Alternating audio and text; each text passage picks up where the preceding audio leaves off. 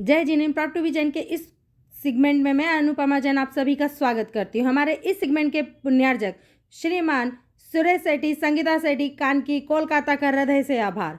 संत शिरोमणि आचार्य श्री 108 विद्यासागर जी महाराज के परम शिष्य ब्रह्मचारी सुनील भैया जी आज हमारे साथ मौजूद हैं। आज हमारे साथ मौजूद हैं सुनील भैया जी। हम विद्यासागर महाराज जी के दर्शन का सिर्फ सपना देखते हैं, लेकिन भैया जी का पुण्य इतना तेज है कि भैया हमेशा विद्यासागर महाराज जी के सानिध्य में रहते हैं। सबसे पहले तो वंदना भैया जी, आप ब्रह्मचारी हैं और मैं जानना चाहूँगी कितना टाइम हो गया है आपको गुरुदेव के साथ में? गुरुदेव के साथ तो ऐसा है, सन 1994 में हमने ब्रह्मचर्य व्रत आचार्य से लिया था और हमने 94 व्रत लेने के बाद 95 में 2 प्रतिमाएँ ली थी और 96 में 7 प्रतिमाओं के व्रत आचार्य भगवान से ग्रहण किए थे।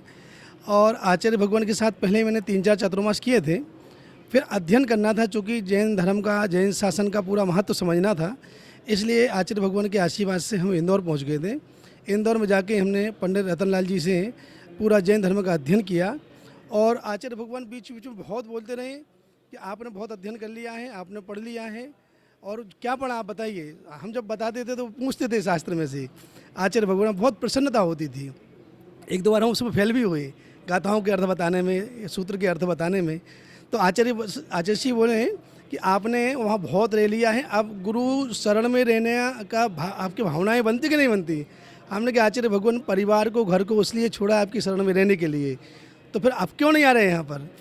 तो सन 2017 में जब आचार्य भगवान का संयम स्वर्ण महोत्सव पूरा विश्व मना रहा था, उस समय संयम स्वर्ण महोत्सव मनाने के लिए हम चंद्रगिरी गए। तो आचार्य भगवान ने प्रातः की बेला में भक्ति के बाद बुलाया और 1 घंटे हमसे चर्चा की। और आचार्य भगवान ने उस समय शुरू में तो डांटा, गुरु की डांट ही हम लोगों के लिए सर्वोपरि होती है।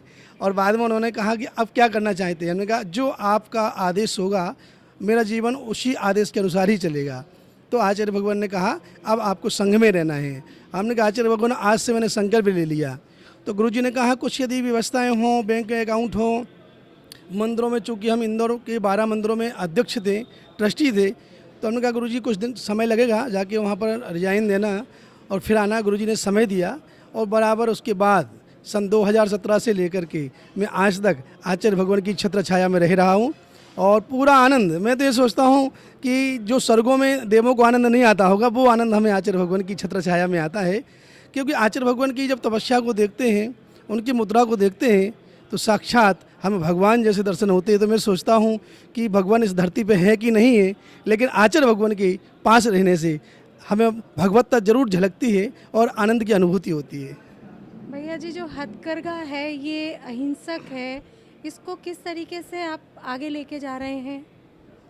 आचार्य भगवान की भावनाएं थीं, अहिंसा के प्रचार प्रसार में अनेक संतों ने अपना अपना कार्य किया है, लेकिन आचार्य भगवान ने एक मन में उनके विकल्प आया कि गांधी जी ने जिस अहिंसा का एक झंडा लेकर के और देश को स्वतंत्र कराया और जो देश की विश्व की सबसे बड़ी शक्ति मानी जाती थी अंग्रेज़, उन अंग्रेज़ों को अहिंसा की दम पर भारत से भगाया, तो क्यों ना हो कि जो अधूरा काम गांधी जी का है वो पूरा करने का प्रयास किया जाए।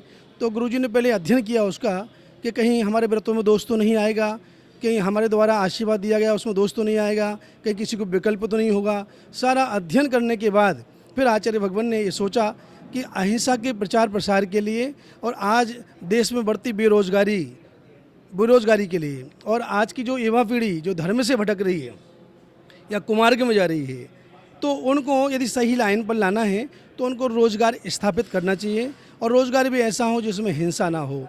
तो आचार्य भगवान ने अध्ययन करने के बाद जो अहिंसा का जयघोष जो किया हथकरघा के माध्यम से लोगों को आगे बढ़ाने का प्रयास किया, तो फिर हम लोगों से चर्चा की आचार्य भगवान ने कि इसमें कुछ आप लोगों के लिए आगे आना होगा, क्योंकि आप लोग विधान आदि करते रहे, समाज देश की जुड़ी हुई है। तो हम लोगों को आचार्य भगवान ने काम सौंपा और 2017 में ये काम शुरू में प्रारंभ में सौंपा, पहले ढीला रहा। फिर आचार्य भगवान ने सोचा कि यदि हम गांव-गांव जाएंगे, लोगों को इकट्ठा करेंगे, तो इसमें हो सकता है समय लग जाए और कार्य पूर्ण हो नहीं हो।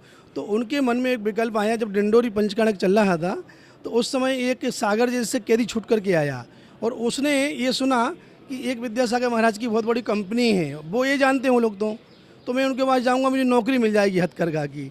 जब वो वहाँ पर आया, उस समय जेल मंत्री भी मंच पे थे मध्य प्रदेश के, एक दो मिनिस्टर और थे, तो सीधा आके मंच पे आके बोलने लगा, भगवान अब बचा लो, मेरा परिवार बिखर गया, पत्नी कहाँ गई पता नहीं, किसको साथ लेके चली गई, बच्चे कहाँ वो पता नहीं, मैं तो सज़ा काट रहा था। आचार्य भगवान के मन में करुणा और दया आई और उन्होंने कहा, आप चिंता मत करो, कोई व्यवस्था ऐसी करेंगे कि जो सज़ा काट रहे हैं कैदी हैं उनको वहीं कोई रोज़गार दे दिया जाए, तो हो सकता है कि उसका परिवार बिछड़ने से बच जाए।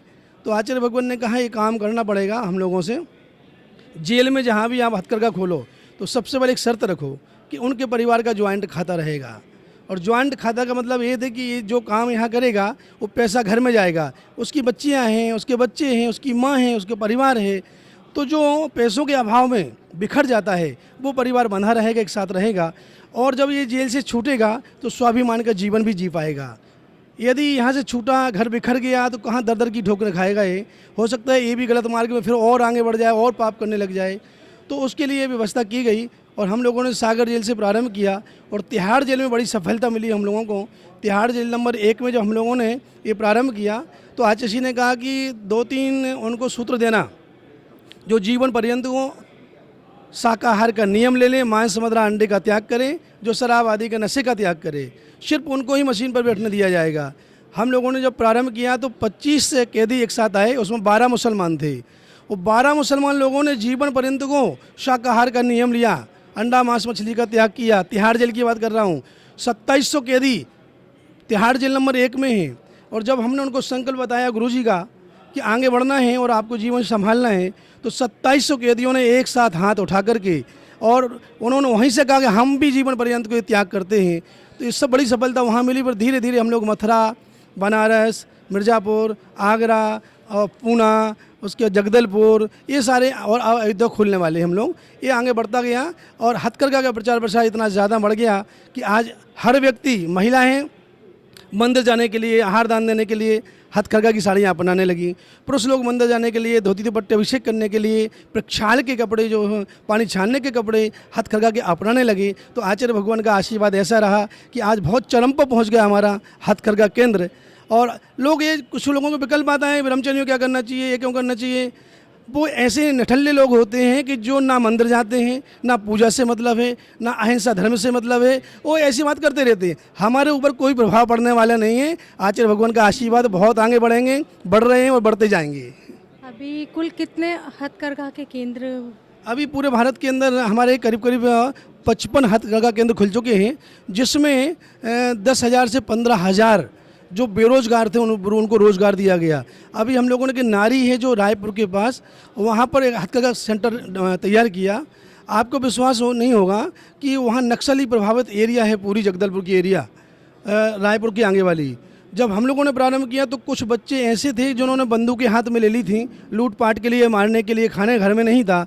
लेकिन जैसे हम लोगों ने वहाँ जाके प्रारंभ किया तो उन्होंने बंदूकों को छोड़ करके हथकरघा की मशीन अपना ली। और आज वही व्यक्ति, नक्सली जो हैं, आज एक दिन में 500 से 700 रुपये कमाते हैं। इसका मतलब है कि 15,000 से 20,000 रुपये महीने कमाने लगे और उनका परिवार पूरा जुड़ गया। उनका जो मन में शांति का अनुभव होने लगा और रोज़गार मिल गया, तो उनका परिवार बिखरने से भी बच गया। भैया जी, मेरा एक प्लेटफॉर्म भी है jainer.net, जिसमें सिर्फ जैन बंधु ही जुड़ सकते हैं। और ये विश्व का ऐसा पहला ऐप है जो किसी कम्युनिटी को डेडिकेटेड है, क्योंकि हम देखते हैं फेसबुक पे अपने गुरु भगवंत के हम फ़ोटो नहीं डाल सकते हैं, स्पेशली हम दिगंबर साधु के, खड्गासन के। तो यहाँ पर हम सभी उस तरीके के फ़ोटो भी डाल सकते हैं और सिर्फ जैनों का है प्लेटफॉर्म। इसके लिए हमें आपकी तरफ से और गुरुदेव की तरफ से आशीर्वाद जरूर चाहिए। हमारा आशीर्वाद तो है कि हम आपसे जुड़े हुए हैं पहले से, और हम जो भी मैसेज आचार्य भगवान का भेजते हैं, धर्म के जो प्रश्नोत्तर भेजते हैं, आप उसमें प्रसारित करते हैं, जन जन तक पहुंचाते हैं। तो ये तो आपकी बहुत अच्छी भावनाएं हैं। और आचार्य भगवान का आशीर्वाद हमेशा रहा कि जैन धर्म की प्रभावना में कोई भी ग्रुप हो, कोई व्यक्ति हो, कोई संस्था हो, कोई संस्थान हो, कोई ट्रस्ट हो, आगे आता है, हमेशा उनका आशीर्वाद रहता है। और यदि आपने आशीर्वाद अभी आचार्य भगवान से नहीं लिया हो, तो जब भी आचार्य भगवान के पास आप आएंगे तो ये निश्चित है मैं उनके चरणों में बैठा दूंगा। आप अपनी भावनाएं रखना, आशीर्वाद मिल जाएगा। अभी मैं परोक्ष में दिला दूंगा और आकर के आप प्रत्यक्ष में लेना। तो आपने जो ग्रुप बनाया है ये पूरी दुनिया में उसका नाम चले, नाम रोशन हो, अहिंसा का प्रचार प्रसार हो, जैन धर्म का और दिगंबर भेष का प्रचार प्रसार करे। इसके लिए हमारी पूरी भावनाएं, शुभ भावनाएं आपके साथ में हैं और आचार्य भगवान का आशीर्वाद है, हमारा भी आपके साथ में पूरी पवित्र भावनाएं जुड़ी हुई है। धन्यवाद। जय जिनेन्द्र। इस कार्यक्रम के पुण्यार्चक श्री सुरेश जी, संगीता सेठी, कानकी, कोलकाता का हृदय से आभार।